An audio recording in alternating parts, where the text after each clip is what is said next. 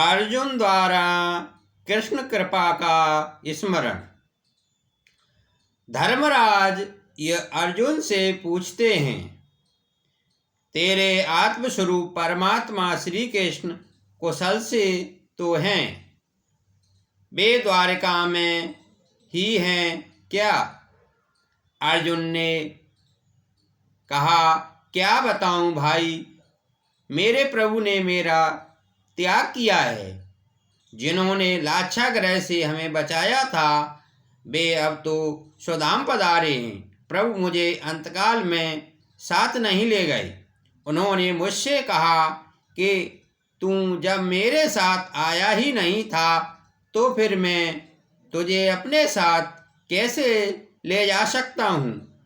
मैंने तुझे गीता शास्त्र का जो ज्ञान दिया है वही तेरी रक्षा करेगा। बड़े भैया, आज तक मैं कभी हारा नहीं था, किंतु कृष्ण विरह से व्याकुल हुआ मैं आज द्वारका से लौट रहा था तो रास्ते में काबा लोगों ने मुझे लूट लिया। मुझे लगता है कि मुझ में जो शक्ति थी वह मेरी नहीं थी, किंतु द्वारकाधीश की ही थी और उनके चले जाने से वह शक्ति भी चली गई। मुझे प्रभु के उन अनंत उपकारों की याद आ रही है। लाक्षागृह दहन आदि कई संकटावस्था में उन्होंने हमारी रक्षा की थी। कृष्ण कृपा को याद करते करते अर्जुन कृष्ण विरह में रो रहा है। धर्मराज से अर्जुन कह रहा है, द्रुपद राजा की राजसभा में मैंने जो मत्स्यभेद किया था वह भगवान की शक्ति के बल पर ही किया था। कई महाराजा मत्स्यभेद न कर सके थे।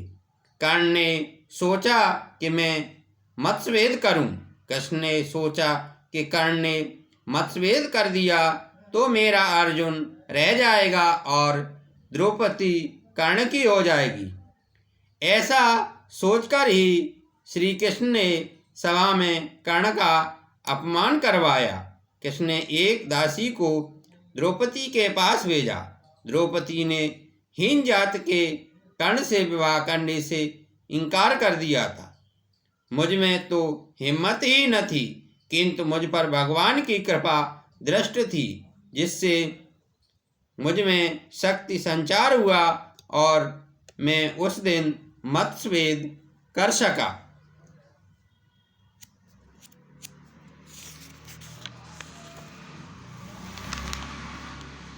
लाक्षागृह की आग में पांडव जलकर मर गए हैं, ऐसा मानकर दुर्योधन ने तो उनका श्राद्ध भी कर दिया था। संसार में मन रूपी मत्स्य घूमता फिरता है, उसकी विवेक रूपी बाण से मारो। जिसे द्रौपदी मिलती है उसका सारथी भगवान को होना पड़ता है। द्रौपदी कृष्ण भक्त का ही नाम है। मन को जब तक न मारोगे कृष्ण भक्ति प्राप्त नहीं होगी। मन को जो प्रिय है वह मत करो। मन की इच्छा के बस में नहीं होंगे तो धीरे धीरे वह अंकुश में आता जाएगा।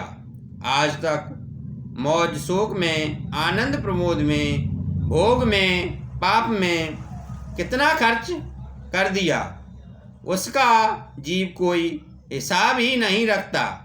ब्राह्मण को कुछ दिया हो तो उसे वह याद रखता है। हम और क्या कर सकते हैं। 1000 रुपये का दान दिया है, अंतकाल में जीव चिंता करता है कि मेरी बेटी का क्या होगा, मेरे भांजे का क्या होगा, किंतु तू यह तो सोच कि तेरा क्या होगा। जिस पर भगवान की कृपा दृष्ट होती है वही इस मन मत्स्य को मार सकता है। भगवान की कृपा दृष्टि जब तक न हो तब तक मन नहीं मरता। प्रभु की कृपा दृष्टि होगी तो मन मत्स्य मरेगा। मन मरेगा तो भक्त रूपी द्रौपदी प्राप्त होगी। परमात्मा की कृपादृष्ट होने पर ही जीव मन को वश में कर सकता है। प्रभु की प्रार्थना न करने से मन मनुष्य को अधोगति के गर्त में फेंक देता है। अर्जुन को कृष्ण के कई उपकार याद आ रहे हैं। उन्होंने मुझे गीता का उपदेश दिया था। बड़े भैया, एक बार भगवान ने मुझसे कहा था कि कुछ मांगो। बड़े बड़े ऋषि और महात्मा जन्म मरण के फेरे से मुक्त पाने की इच्छा से जिनका ध्यान करते हैं, उनसे मैंने मांगा कि मैं युद्ध में मुझे जीत मिले। अफसोस मुझे मांगना ही नहीं आया। किरातवध के समय में शंकर के साथ युद्ध कर सका, वही भी श्री कृष्ण के ही प्रताप से। बड़े भैया, द्रौपदी से भी कितना स्नेह था। द्रौपदी के केस पकड़कर दुष्टजन उसे सभा में खींच लाए। आंसू भरी आंखों से द्रौपदी कृष्ण के चरणों में जा गिरी। उन्होंने सभा में ही प्रतिज्ञा की कि इस अपमान का मैं बदला लूँगा। और कृष्ण ने उन दुष्टों की ऐसी दशा की कि उनकी पत्नियां विधवा बन और उन्हें अपने केस स्वयं ही छोड़ने पड़े। बड़े भैया, याद करो वह प्रसंग कि जब हमारा नाश करने के लिए कपट करके दुर्योधन ने दुर्वासा को भेजा था। बाजी के एक ही पत्ते से अक्षय पात्र भर के कृष्ण ने हमें उस संकट से बचाया था। दुर्योधन ने 4 महीने तक दुर्वासा को अपने यहाँ भोजन कराया था। वे प्रसन्न हुए। उन्होंने दुर्योधन से वर मांगने को कहा। दुर्योधन ने सोचा कि दुर्वासा के शाप से पांडवों का नाश करने का अच्छा अवसर है। कल इस ऋषि का एकादशी का अनशन था। वैसे तो सूर्यदेव का अक्षय पात्र पांडवों के पास है, किंतु द्रौपदी के भोजन कर लेने के बाद उसमें से कुछ भी नहीं मिलता। दुर्वासा द्रौपदी के भोजन करने के बाद वहां पहुंचेंगे और द्रौपदी से भोजन न मिलने पर क्रोधित होंगे और पांडवों को शाप देंगे, जिससे पांडवों की दुर्गति होगी। दुर्योधन ने ऐसी कुविचार करके दुर्वासा से विनती की कि आप अपने 10,000 शिष्यों को साथ लेकर युधिष्ठिर का आतिथ्य स्वीकार करें, क्योंकि अपने कुटुंब के वे ही गुरुजन हैं। और हों, द्रौपदी बेचारी भूखी न रह जाए, इसलिए पांडवों के भोजन कर लेने के बाद ही आप वहां जाएंगे। संत की सेवा सद्गत से करेंगे तो फलीभूत होगी, किंतु दुर्भाव से करेंगे तो सफल नहीं होगी। 4 मास तक दुर्वासा को अपने यहाँ भोजन कराकर दुर्योधन ने पांडवों के सर्वनाश की इच्छा की। इसी दुर्भावना के कारण उसको अपनी ही हानि हुई, अन्यथा संत को भोजन दान करने से पुण्य मिलता है। दुर्योधन ने संत की सेवा तो की, किंतु किसी के सर्वनाश के हेतु की, सो उसे पुण्य नहीं मिला। दुर्योधन की विनती के अनुसार दुर्वासा 10,000 शिष्यों के साथ पांडवों के आंगन में पधारे। दुर्वासा ने दुर्योधन से कहा, राजन, कल एकादशी का अनशन था, सो आज हमें बड़ी भूख लगी है। आपके घर हम भोजन करने की इच्छा से आए हैं। सूर्य नारायण द्वारा दिए गए अक्षय पात्र से पांडव मध्याह्न काल में आए हुए ब्राह्मणों को भोजन कराते हैं। अक्षय पात्र संकल्प अनुसार भोजन देता है। पांडव तो ऐसे भक्त हैं कि विपदावस्था में भी ईश्वर की कृपा का ही दर्शन और अनुभव करते हैं। आज द्रौपदी भोजन कर चुकी है, सो अक्षय पात्र से कुछ भी मिलने की संभावना ही थी नहीं। फिर भी युधिष्ठिर जी ने दुर्वासा से कहा कि बड़ी कृपा हुई हम पर कि आपने हमारा आंगन पावन किया। आप सब गंगा स्नान कर लें, इतने में भोजन तैयार देंगे। धर्मराज का धैर्य तो देखो कि घर अन्न का एक कण भी नहीं है, फिर भी उन्होंने 10,000 ब्राह्मणों को भोजन के लिए आमंत्रण दिया। युधिष्ठिर को विश्वास है कि मैंने आज तक कभी अपने धर्म की उपेक्षा नहीं की।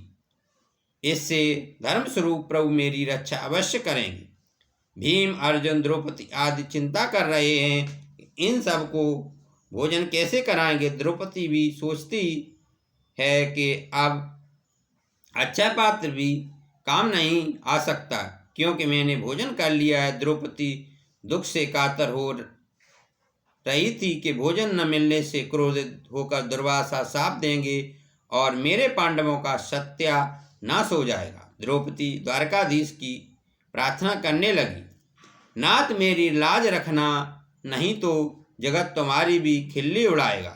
द्रौपदी ने आर्तनाद किया कि जिस प्रकार आज तक तुमने हमारी सहायता करके लाज रखी है, उसी तरह आज भी हमारी लाज रखना।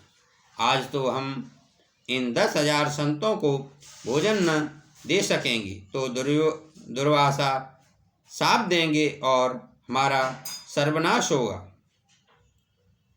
जीव जब तक प्रभु को प्रेम से घबरा कर पुकारता नहीं है, तब तक कुछ नहीं होता। जीव संकटावस्था में प्रभु को पुकारता है। द्रौपदी ने दुख से कातर होकर घबरा कर प्रभु को पुकारा। परमात्मा ने द्रौपदी की आर्तवाणी सुनी तो उसकी सहायता करने के लिए आने को तैयार हो गए।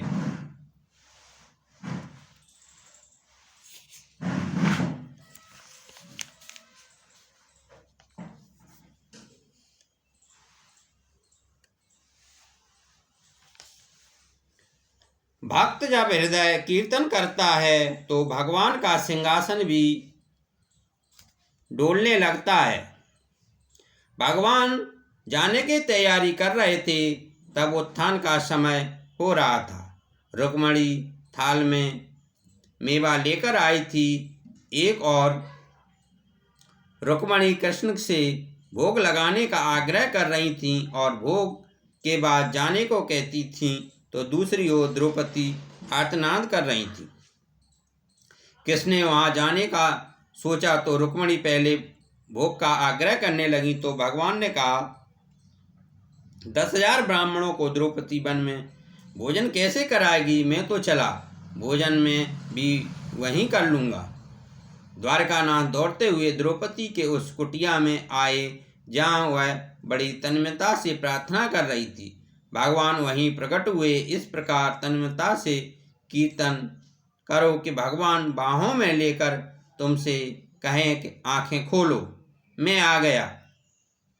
भगवान ने द्रौपदी से कहा कि देख, मैं आ गया हूँ, मुझे बड़ी भूख लगी है, कुछ खाने को दे। द्रौपदी ने हाथ जोड़कर कहा कि हम तो लुट गए हैं, हमारे घर में कुछ भी नहीं है। आप मजाक न करें, 10,000 संतों को भोजन कराना है, इसीलिए मैंने आपको पुकारा है। आप उसकी व्यवस्था करके हमारी लाज रखें तो बड़ी कृपा होगी। तो भगवान कहते हैं कि संतों के भोजन का प्रबंध तो बाद में होता रहेगा, किंतु पहले मेरे लिए खाने की तो कुछ बात कर। तुम अपने भोजन से पहले मेरे लिए हमेशा कुछ न कुछ रख लेती है, तो आज जो तूने रख छोड़ा है वह मुझे दे दे। द्रौपदी कहती है कि नाथ, आज तो मैं भूल ही गई थी, सो आपके लिए भी कुछ भी नहीं रखा है। भगवान ने कहा कि वह अपना अच्छा पात्र मुझे दिखाओ, शायद मेरे लिए उसमें कुछ हो। द्रौपदी ने प्रभु के हाथ में अच्छा पात्र रख दिया। उन्होंने देखा तो सब्जी का एक पत्ता उसमें रह गया था। वैसे तो अच्छा पात्र में वह पत्ता कहाँ से आ सकता था, किंतु भगवान ने प्रेम प्रयोग से पत्ता उत्पन्न कर लिया। उन्होंने उसे पत्ते का प्राशन किया। परमात्मा को जीव जब प्रेम से कुछ भी देता है तो उन्हें तृप्ति हो जाती है।